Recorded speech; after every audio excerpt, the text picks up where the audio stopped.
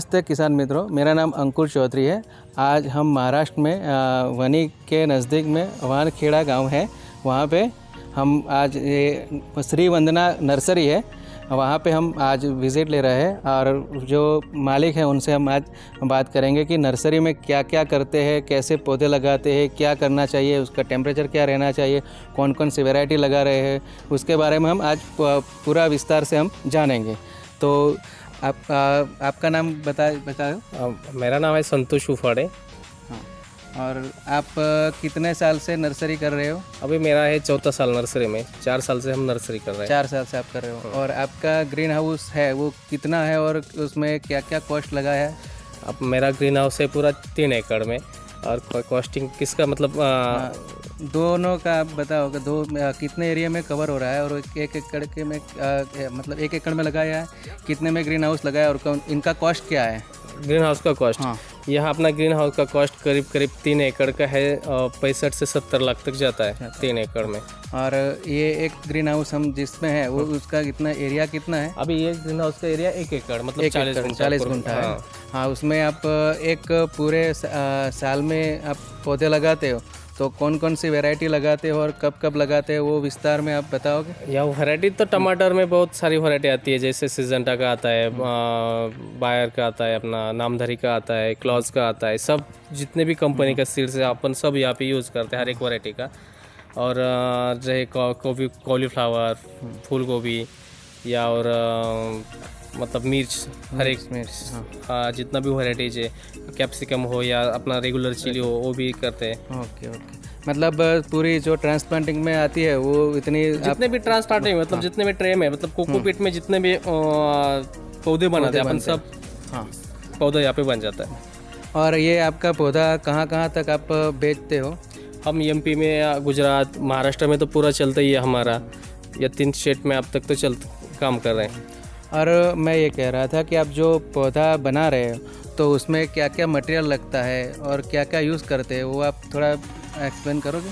इसमें लगता है पहले तो कोकोपीट और ट्रे बेसिक, और उसके बाद अपना सीड जो भी आता है वो सीड, उसके बाद में जैसे पौधा निकल आता है फर्टिगेशन में अपना जो लिक्विड फर्टिगेशन जो भी लगता है, और स्प्रेइंग के लिए जैसे जस्टिस थ्रिप्स माइट्स के लिए जो भी दवा लगती है वो अपन यूज़ करते हैं इसमें। हाँ, जो थ्रिप्स माइट्स में आप क्या क्या केमिकल यूज़ कर सकते हो, आप वो भी बताओगे? तो केमिकल में जैसा रिजेंट करके आता है, या फिर हमारे इधर हेक्साडोस वो भी यूज़ करते हैं अपन, छोटे पौधे वो भी मतलब ज़्यादा बढ़ाने के लिए, और ज़्यादा दिन तक उसको दवाई लगती नहीं है। जो भी है थ्रिप्स के लिए जो भी हमारे यहाँ बहुत सारी दवाई मिलती है वो अपन यहाँ पे यूज़ करते हैं। और फर्टिगेशन में आप क्या क्या मतलब ग्रोथ बढ़ाने के लिए, उसके रूट डेवलपमेंट के लिए? जैसे पहले 1261 स्टार्ट कर सकते हैं, 1261 ह्यूमिक, उसके बाद 05234, 13-045, ये सब अलग अलग ग्रेड अपन, कैल्शियम नाइट्रेट, मैग्नीशियम सल्फेट, ये सब ग्रेड्स इसमें यूज़ करते हैं। जो आप ये इतना पूरा नर्सरी है तो आप मैन्युअली तो करते नहीं होंगे, तो आप वो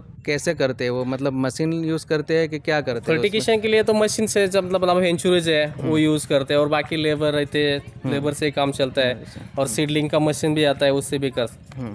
और आप जो ये पौधे लगाते हो तो मतलब लेबर से करवाते हो या मशीन से ज़्यादातर करवाते हो? नहीं, ज़्यादातर लेबर से, क्योंकि लेबर स्किल से मतलब अच्छा सा ये करते हैं, और लेबर को हर टाइम वो काम भी मिलता है, नहीं तो मशीन से तो हो ही जाता है, वो दिक्कत नहीं। लेकिन ऐसा रहता है कि अगर लेबर से करवाते तो एकदम प्रॉपर मतलब अच्छा होता है, अच्छा होता है, लेबर वाला अच्छा रहता है। और आपके यहाँ पे जो लेबर आते हैं वो कितने लेबर वर्क करते हैं आपके यहाँ? मेरे यहाँ करीब सीजन 35 से 40 लेबर वर्क करते हैं। 35 से 40 लेबर वर्क करते हैं।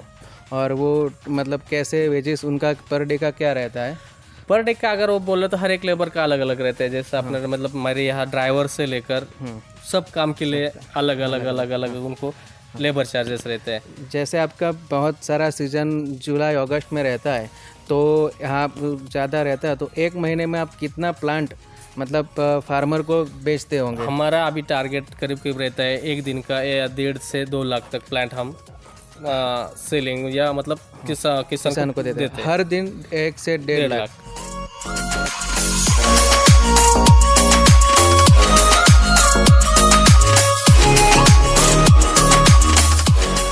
जो ये यहाँ पे नेट बिछाया है ये ब्लैक कलर का, वो क्यों बिछाते हो?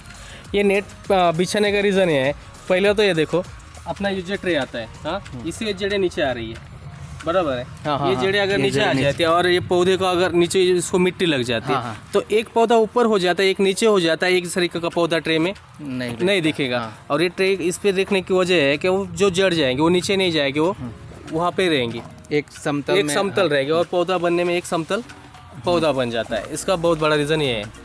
तो मैं ये कह रहा था कि किसी किसान को नर्सरी से पौधा नहीं लेना है और उसको खुद पे घर पे बनाना है, तो वो किस तरह से बनाएंगे, तो क्या रहेगा और क्या दिक्कतें आ सकती है, आप बता सकते हो? पौधा अगर किसी किसान को घर पे बनाना है तो वो बना सकता है, जैसा प्रॉपर नर्सरी में सिस्टम, मतलब ट्रे लेना है, कोकोपीट लेना है, सीड लेना है, सीड डालना है, वो सब हो जाता है। लेकिन उसके बाद जो नर्सरी मतलब जो ग्रीन हाउस में पौधा बनता है, कुछ भी कौन सा भी पौधा, तो वो प्रॉपर ट्रीटमेंट देते हैं उसको नर्सरी का, उसमें वायरस आने का चांसेस बहुत कम रहता है। और बाहर अगर अपन पौधा खेती में या कई एरिया में बनाते हैं तो उसमें वो भी स्टार्ट से उसमें मतलब वायरल इन्फेक्शन स्टार्ट से बढ़ जाते हैं, स्टार्ट से ही, क्योंकि ये पूरा पैक रहता है, पूरे एरिया पैक होने की वजह से क्या हो जाता है, बाहर का कोई भी मतलब थ्रिप्स माइट्स वो अंदर नहीं ज़्यादा आता, उसमें बहुत दिक्कत बहुत कम रहती है वायरल इन्फेक्शन का।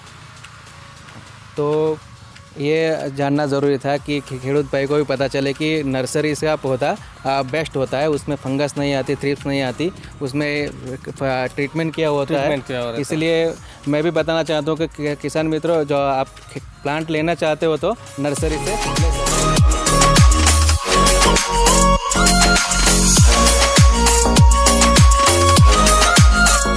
देखिए हमारा गुजरात का एक ब्रांच है, वहाँ से आप कोई भी किसान भाई प्लांट खरीद सकते हैं या उनसे फ़ोन करके जो भी आपको प्रॉब्लम्स है वहाँ के गुजरात के, तो आप इनसे पूछ सकते हैं।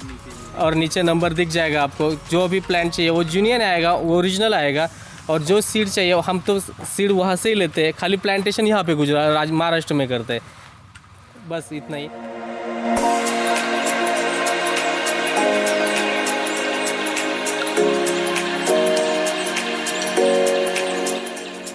जब आपका लेबर ट्रे में प्लांटेशन करते हैं उसके बाद आप क्या करते हैं, ऐसे ट्रे क्यों बिछाते हैं, क्यों बिना करना चाहिए ऐसा? इसका रीज़न ऐसा है, क्या जब लेबर प्लांटेशन करता है ट्रे में, मतलब सीड्स डाला जाता है, उसके बाद एक के ऊपर एक ऐसा 10-20 ट्रे का एक ऐसा ये करके रखते हैं और उसको पेपर से ढक देते हैं। उससे अंदर ही अंदर टेम्परेचर हाई हो जाता है और हाई टेम्परेचर की वजह से वो सीड्स जल्द से जल्द निकल आता है, मतलब बाहर निकलता है, उतर जाता है। हाँ, उसका जर्मिनेशन हो जाता है। प्रॉपरली जर्मिनेशन के लिए ये सिस्टम अच्छी रहती है, मतलब ज़्यादा से ज़्यादा जर्मिनेशन हो जाता है इसमें जल्द से जल्द। ये अभी आपने यहाँ पे कौन सा मतलब प्लांट लगाया है अभी इसमें?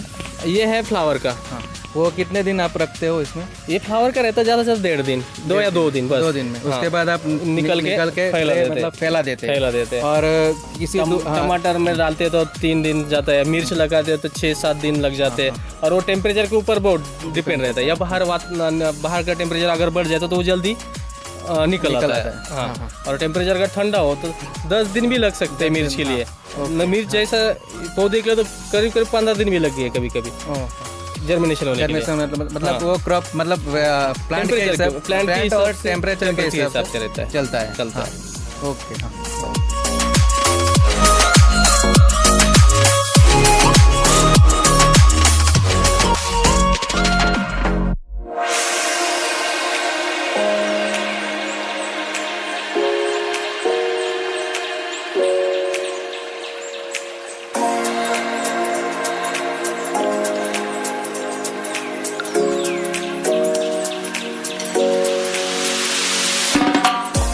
जो सीड्स आएगा वो गुजरात का होगा, पर महाराष्ट्र में उसका प्लांट बनेगा और उसके बाद वो फिर आपको वही गुजरात का प्रोवाइड किया जाएगा। गुजरात का सीड प्रोवाइड किया जाएगा, जो है वो एरिया में प्रोवाइड किया जाएगा।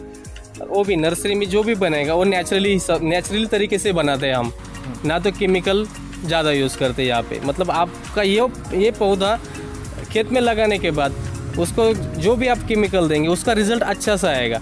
अगर यहाँ पे हम ज़्यादा केमिकल यूज़ करेंगे तो बाद में जाके उसका रिजल्ट नहीं आता है केमिकल का। इससे नेचुरली ज़्यादा करके हम यहाँ पे नेचुरल हिसाब से बनाते हैं।